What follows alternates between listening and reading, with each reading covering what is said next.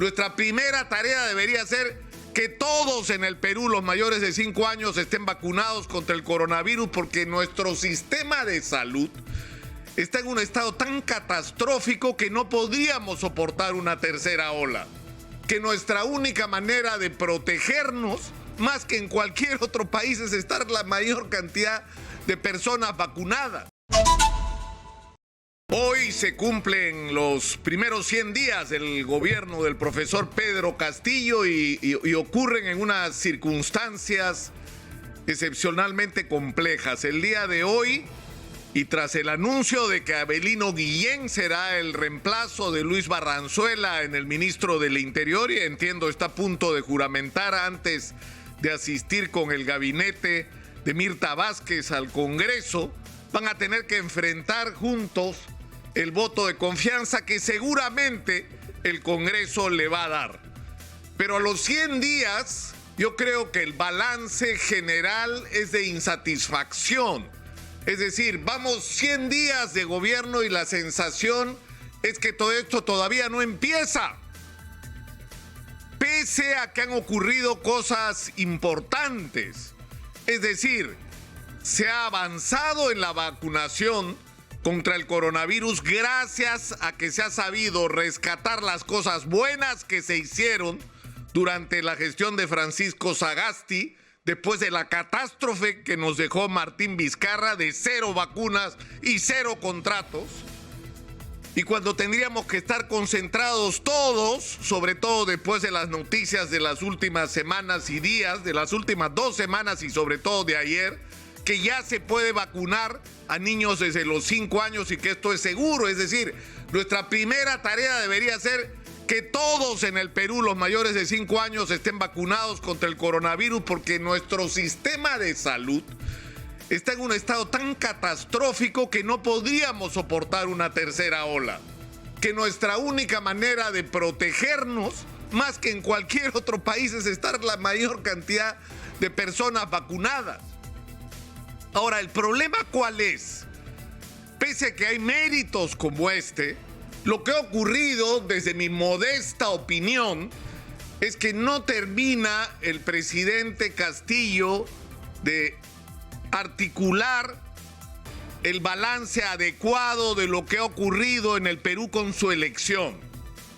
Cuando el 6 de junio la gente votó por el profesor Pedro Castillo, no votó por el marxismo-leninismo, no votó por la dictadura del proletariado, no votó porque el partido del señor Vladimir Cerrón, Perú Libre, controlara todas las esferas de la vida nacional, que es el sueño del señor Vladimir Cerrón, sino que el país votó por el cambio. Porque la inmensa mayoría de peruanos, los que votaron por Castillo y los que no, la mayoría están hartos de la situación en la que estamos viviendo.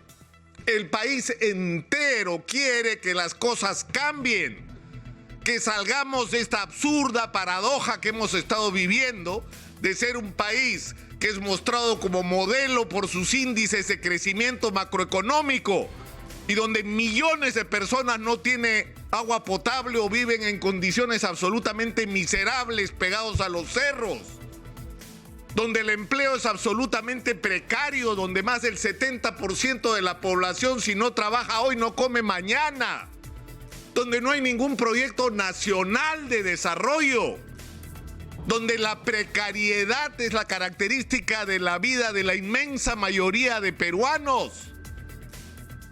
900,000 personas dedicadas a actividades como la venta ambulatoria, 900,000 mototaxistas, 500,000 de cocaleros informales, quién sabe cuántos mineros ilegales viviendo en condiciones absolutamente miserables, porque los que se llevan la plata son los que legalizan el oro y lo exportan.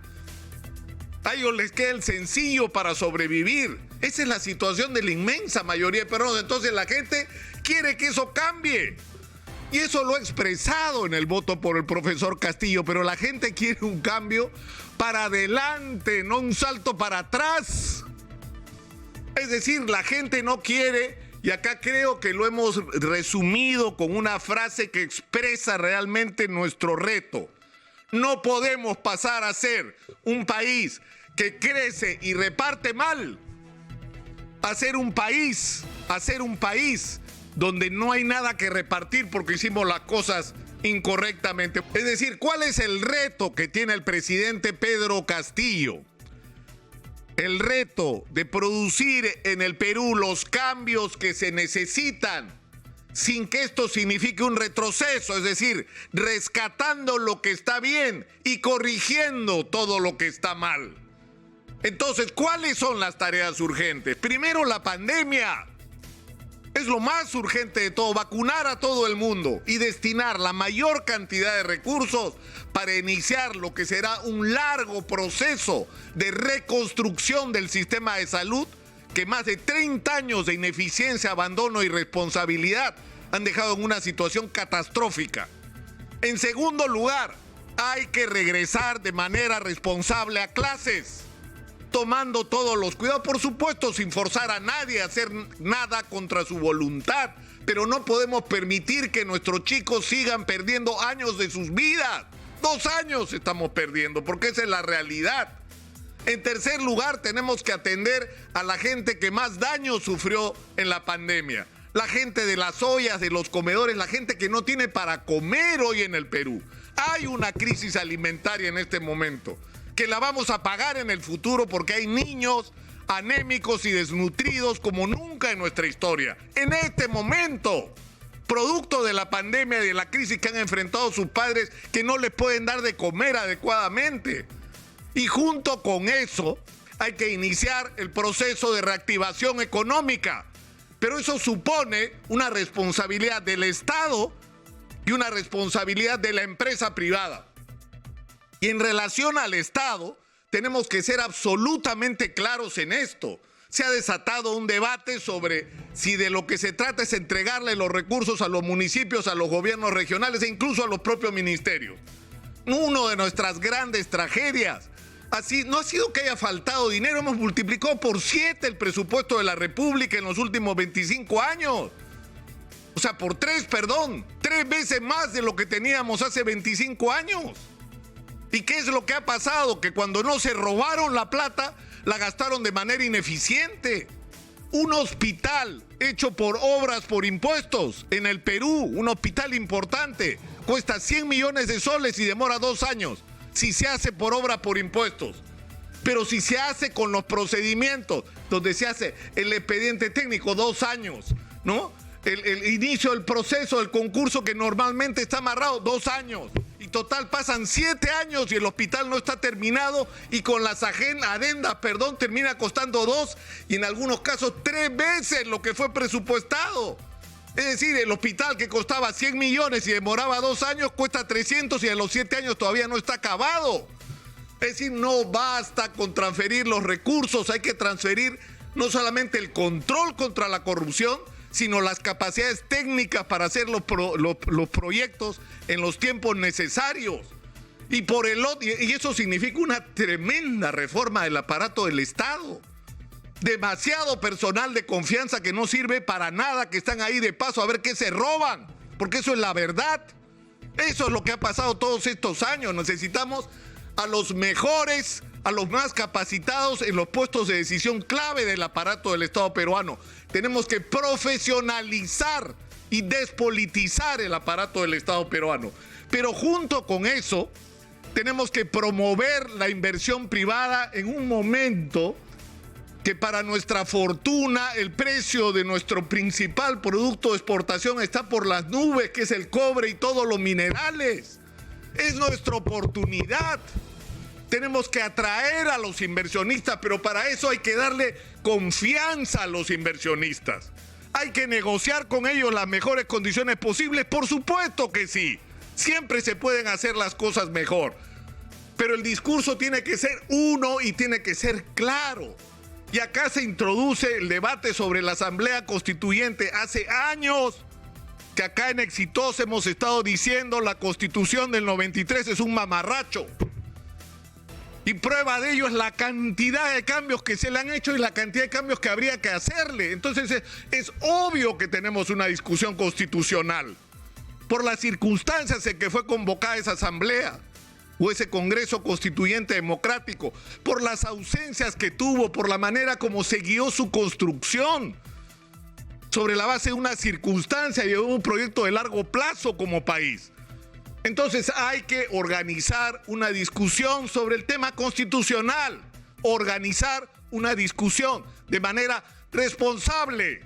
Comencemos por hablar todo lo que hay que cambiar y ahí descubriremos todo aquello en lo que estamos de acuerdo y se pondrá sobre la mesa todo aquello en lo que discrepamos.